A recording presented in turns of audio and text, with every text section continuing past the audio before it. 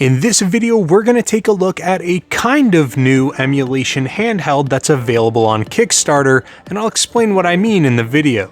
This is Steve from Restalgia, and let's get started. Alright, what is going on, guys? Welcome back to the channel. If this is your first time here, please go down below the video, subscribe to the channel, and turn on all notifications so you don't miss any of my upcoming videos.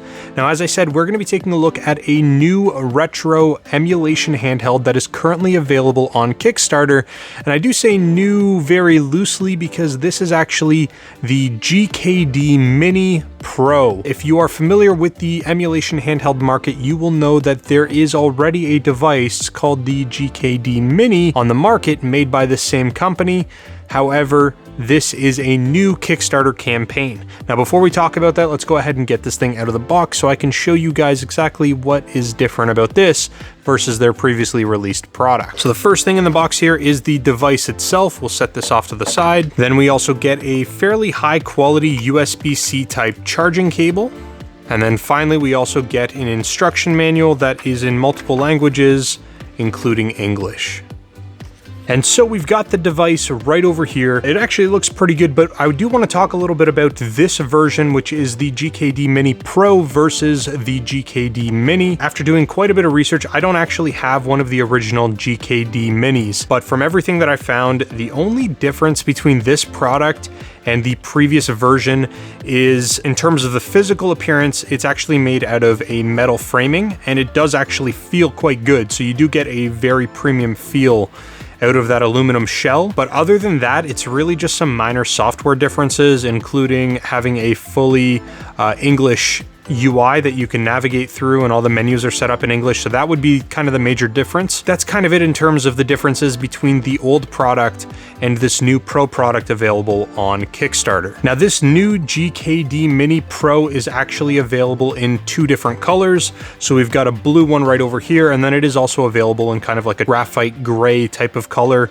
They call it space gray. I'm assuming they're kind of replicating what the Apple products would look like in that sense. Looking around the device itself, you can see we've got our standard ABXY button format with start select in the center and a very nice feeling D-pad that doesn't really jiggle around very much.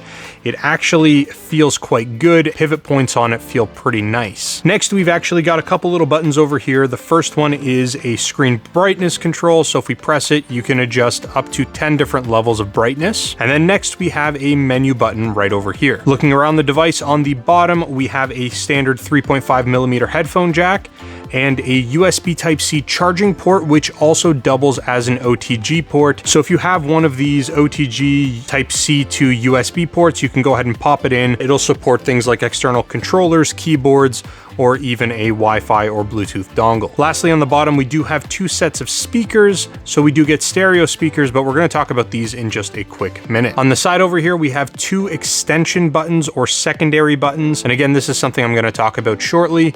Along the top, we've actually got two micro SD card slots and a power button. And then on the other side, we just have a volume rocker. On the back, we've got access to both our L2 and R2 buttons. They're kind of designed so that way they are on a 45-degree angle. And to be completely honest, they're not the most ergonomical, but they certainly are usable. Your fingers do absolutely sit on them, and it's not completely unplayable. It's just not the most comfortable in terms of having it sit in your hands. Now, in terms of the internal specs, this device has not changed over the previous generation. It's still running the MIPS 32RC CPU that's clocked in at 1.5 gigahertz. It only has 128 megabytes of LPDDR2 memory. And as I did just show you guys, it does have two SD card slots, but they have a max support of 512 gigabytes. It does have an internal rechargeable battery that is rated for 2500 milliamp hours, so you're going to expect to get somewhere around 6 or so continuous hours of gameplay. And then in terms of its weight, it is a beefy little handheld, coming in at 227 grams of total weight. Now, this stock resolution really isn't that big of a deal, and it does look okay in terms of all the games that you play. It is sharp, the screen is nice and bright, there isn't any major issues. That being said, a lot of the other products in this price point that are similar are coming out with devices that have a screen resolution of 640 by 480. So it would have been nice to see that they would have upgraded the base resolution of the screen. Now, taking a look at the main UI of the device itself, it is actually fairly simple to navigate. You can press the L and R buttons to kind of jump around between your categories. Obviously, we've got our settings right over here, and within here, you've got a little bit of customizability. You can go ahead and power off the device, you can reboot it, you can do all those sort of things, but you also have some skin options, so you can jump in here and you can adjust the skin. Mine came preloaded with a few different ones, and I'm sure if you look up online, there's probably some user-created ones or some additional ones you can download. You also have the ability to change the wallpaper, so you can see that it comes preloaded with a bunch of different wallpapers. Pikachu right over here, we're gonna go ahead and leave that on there. If you go over to the next category, you've got applications. So if you get this device connected to the internet, you do have a web browser, you've got access to terminal for some more advanced configuration, and then you've got a bunch of other features in there as well. And then moving over to the emulator section, which is probably the reason why you're interested in picking this up, you're actually gonna be kind of limited in what you can play. You don't really have access to adjusting the emulators themselves. They're kind of preloaded in there, and you have to make do with what you have. So if there are issues with emulation because of the emulators, your hands are kind of tied and you can't really adjust that. That being said, so far from what I've played, almost everything ran really well. It's fairly good experience overall. Now keep in mind, you're gonna be able to play games from your classic arcade games up to some Nintendo, Super Nintendo, and then pushing the limits of PlayStation 1, and most things before that can run fairly well, including Game Boy Advance. Finally, the last section that we have in here is going to be ports, so you're going to have access to a bunch of different games that you could put on there. Some of the freeware games will be pre-installed for you. That being said, if there are other ports, you can absolutely get those up and running, and they do run quite well. Now, there are a couple features that I'm actually a really big fan of. One of them is it does have built-in rumble support, so when you are playing certain titles, assuming that those emulators do offer any form of rumble support, and I'm gonna have a PS1 game kind of running on screen here because the PS1 games do offer the rumble support, but essentially you will get to feel the rumble just like you would if your controller had a built-in rumble.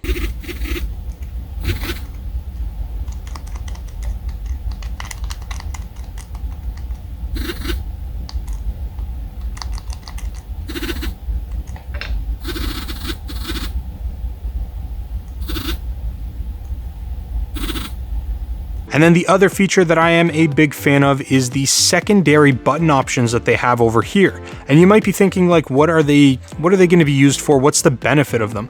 But actually, if you go over to your emulators and you jump into a game, so in this case, I'm going to jump into the Final Burn Alpha emulator, and I'm going to go ahead and run 19XX title. And the reason I'm going to do that is because this is a vertical game. And if you take a peek at the menu, you've got a bunch of options, including rotate vertical game, and in this case you can actually adjust it to negative 180 degrees, and what that's actually going to do is it's going to load the game. However, the game is going to be vertical, so you can actually turn the console sideways. These two buttons are now going to be your A and B buttons for the arcade. Your D-pad is going to be correctly oriented as well. You can insert your coin, you can press start, and we're going to go ahead and get the game started in vertical mode.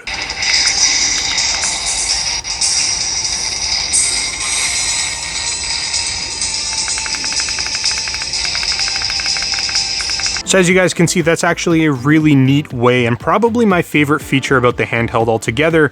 You can actually experience some vertical games by rotating the device, and they've got the extra buttons there to make it completely playable. Now, in terms of the pricing of this guy, they have this listed on the Kickstarter, which ends on December 16th, with a regular price of $258 for this device, but the Kickstarter price is about 140 bucks. And in my opinion, that's actually a little bit too expensive for what you get. It's a fairly underpowered CPU. Although the build quality feels quite good, you aren't getting a high resolution screen. There's a number of reasons why I don't necessarily think that that is a super awesome price. That being said, I think that this product would probably do much better in the 100 to 110 price point, especially considering you've got different competitors like the RG351 series that are all priced right around between 80 to 110, 120 bucks, depending on where you pick it up. Now, in terms of the pros and cons of the device, we're going to start off with the things that I like about it, and then we're going to go to the things that I don't like about it. Obviously, the pros are going to be the screen size itself it is a very nice screen. It is quite bright.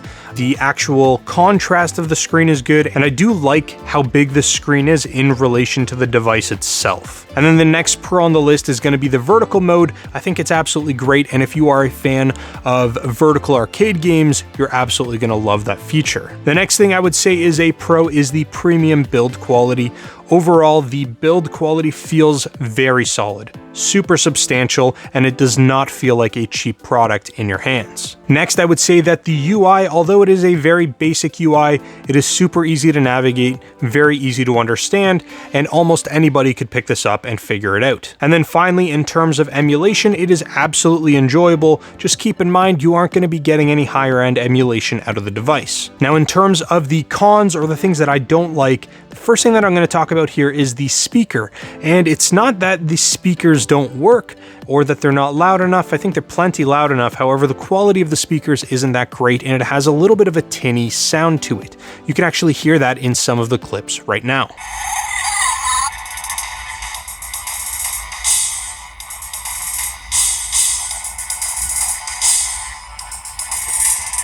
The next con is actually related to the screen, and although I said that the screen was a Pro, it is also a con in the sense of the resolution. The resolution is fine for the games that you're playing. It does look sharp enough for the titles that can run on it. That being said, for the increased price of the device, I really think that we should have gotten a 640 by 480 at a minimum for resolution. Next, the device comes with a fairly lower powered CPU. That's fine for retro emulation, but don't expect to get anything above PlayStation 1 emulation running. And then finally, the form factor is not the most ideal for people with larger hands, or if you're somebody who wants to sit and have extended gameplays.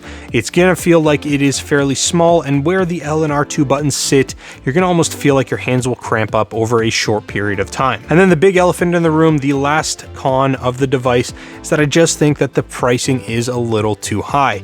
$140 for this device feels like it is just a tad too much, and I think that this product would be better received at around 100 to 110 price point. That being said, I understand there are chip shortages and there are increased costs of LCD panels and things like that, especially with what's kind of going on in the world today, so I can understand why they may have needed to price this thing up. That being said, I think that people would be more interested in this as a $100 price point product. But that is pretty much all I've got for you guys in this video. I do want to give a shout out to the team over at GKD Mini for sending this product my way for review.